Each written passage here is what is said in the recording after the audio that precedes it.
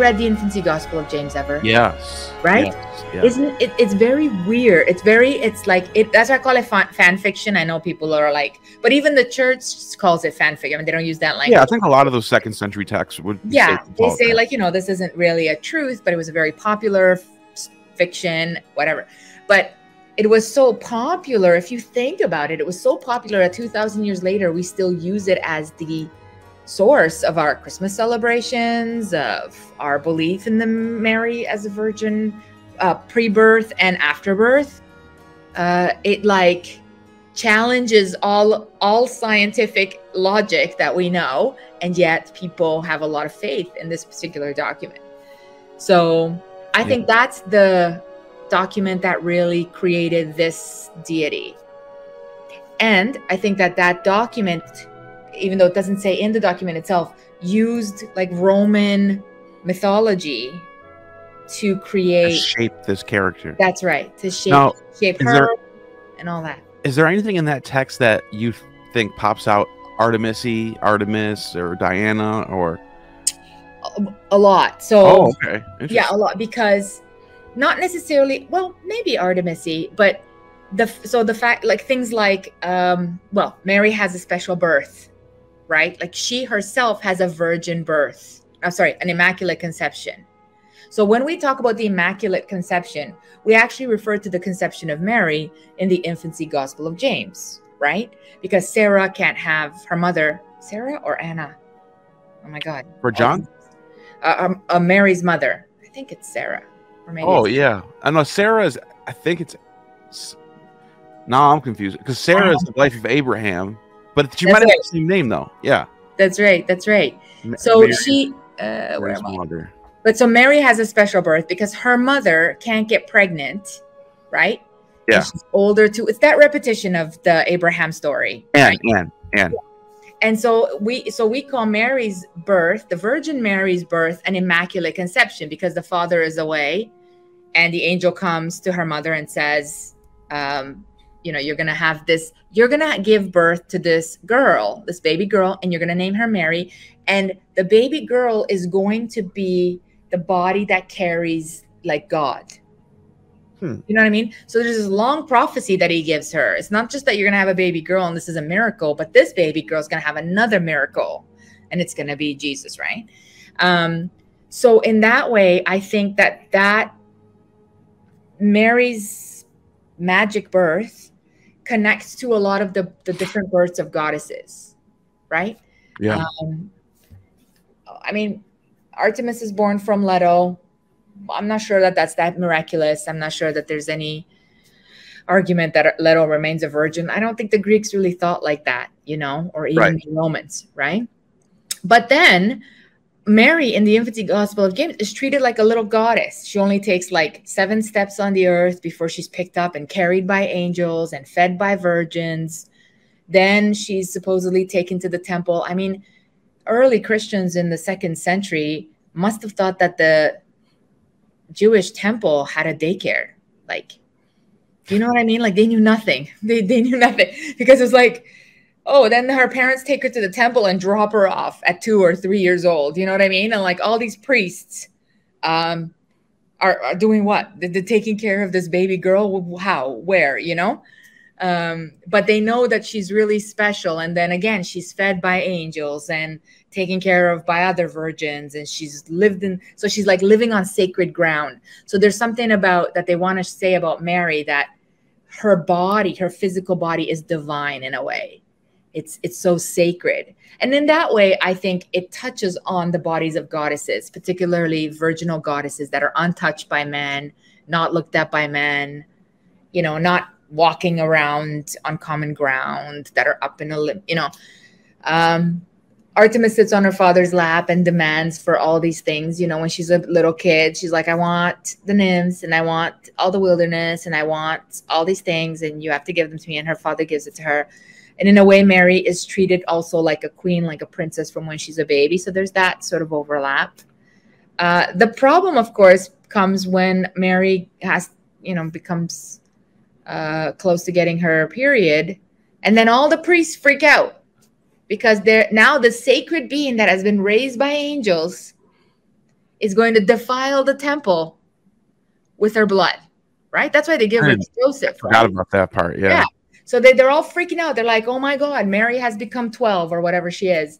And what are we going to do about her? Because she's going to defile the temple. And so they come up with this idea of, let's gather all the old men in the village who apparently can't have children anymore. I mean, this is the story. And they're going to put their staff, they literally draw straws. They're going to put their staffs all in the middle. And so they all hold their staffs. And we're told that from Joseph's staff comes a dove. And that's how they know that Joseph must now take this child that is about to menstruate at some point to his home. And of course, Joseph is an old man, and he comes and he says in this story, not the Bible, he says, oh, I'm an old man. I already have children. I'm a widower. What do I need to, what do I need this 12-year-old kid for? And then they're like, God has put you in charge of her, blah, blah. Then they very specifically make sure that they say he takes her to his home and leaves. He leaves for 4 years to build houses, right? So once again, she remains untouched. In that way, again, she's like a divine body, right? She is kind of like a goddess in a sense. She's untouchable and untouched. And that's what Artemis is kind of known for, is being well, she gets that title virgin, first of all. Yes. Parthenos. Yes. And she's known for not having like a male counterpart or like a husband or anything. She's just the virgin goddess. And unmarried, because the Virgin Mary is not technically married to Joseph in this text. Yeah. In the Bible, it's unclear because, marriages were not the way we think of marriages today, right? I mean, rich people got married. People didn't always get married. No. I want to say something about that, though, because somebody might be sitting here saying, that text is so late. It's not part of the canon. Who cares? But first of all, that text would have been just as important or relative in its time period had it been 2 centuries before the canon was, even a thing. Before that word canon even was, no one even knew what that word was until 4th century. That's right. That text would have been very important. In fact, Tony Burke, who I've had on my channel, said it was really famous. Like, it was, people took it seriously. It was like, yes. And also historically, there might be some truth behind it, because I've talked to other scholars who say that, Joseph, the fact that he just doesn't, he shows up in like little tiny areas, and then he's gone, and he's nowhere to be seen for the crucifixion scene, which means he probably was dead. He probably was an old man. He probably died when Jesus was in his 30s. He's probably dead before that. And so if that's the case, then you're thinking like, well, maybe it is maybe he did sort of like take on her caretaker role, and if that is the case. And there's another tradition, and this is in the Talmud, actually. This is on the Jewish side, that says that Jesus' real father, biological father, was a Roman soldier named Pantera. I've heard that story too. And so that's Joseph isn't the real father. He's just sort of that sort of plays into this whole idea of whether you think that or not. But like what I'm getting at is basically the point I'm making here is the narrative of Joseph being an older male taking on a young Mary seems to be like, I don't know why you would doubt that, is what I'm saying. I think there's some truth to that. I see. I think there's a pro and con. I think that it wouldn't have been unusual for an older man to take a younger woman as a wife, for sure, no doubt. I think the way that it's presented in the gospel, in the infancy gospel of James, though, is that there's sort of this lottery happening among these older men, and that they're taking her because there's already a prediction about her being the sacred body, and so they're taking her not as a wife, but to protect. And so that would have been a bit unusual, because usually if that was the case, women would go to the males in their families. So her father, obviously she doesn't have brothers. So I guess it's uncertain whether or not Joseph is old. However, even the Gospels themselves, I can't remember if it's Matthew or Luke, but there is one of the Gospels that traces Jesus's connection to David through Mary, and the other one, because there's only two infancies, the other one traces his connection to David through Joseph. Right. So I think that there may have been stories in which Joseph is an average age, maybe not 14, but at least 30, let's say. It's like something that's more of an average male age, an older man, and he's married to or with Mary, as people were. I don't know where the Roman story comes in. I mean, I'm not an expert in that part of the Talmud.